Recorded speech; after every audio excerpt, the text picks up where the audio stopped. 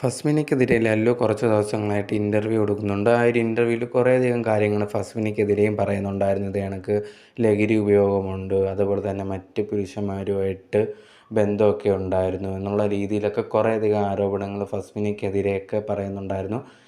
ഫസ്മിന ഉണ്ടെങ്കിൽ ലല്ലുവിനെതിരെ വീഡിയോ ഇട്ടതിന് ശേഷം തൻ്റെ അടുത്ത് ഫസ്മിന വന്നിട്ടുണ്ടായിരുന്നു. ഞങ്ങൾ ഒരുമിച്ചായിരുന്നു, ഇതെല്ലാം ഫസ്മിനയുടെ നാടകമാണ് എന്നുള്ള രീതിയിലൊക്കെ കുറേ കാര്യങ്ങളും പറഞ്ഞിട്ടുണ്ടായിരുന്നു. ഇതിനൊക്കെ മറുപടിയായിട്ടാണ് ഇപ്പം ഫസ്മിന തന്നെ ഒരു വീഡിയോ ആയിട്ട് മുമ്പോട്ട് വന്നേക്കുന്നത്.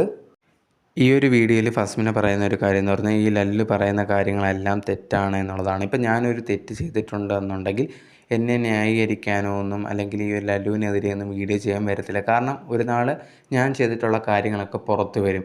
അങ്ങനെ വരും എന്ന് ഉറപ്പുണ്ടെങ്കിൽ പിന്നെ എന്തിനാണ് ഞാൻ ഇത് കണക്കുള്ള വീഡിയോസൊക്കെ ചെയ്യുന്നത്? ഞാൻ ഒരു തെറ്റും തന്നെ ചെയ്തിട്ടില്ല.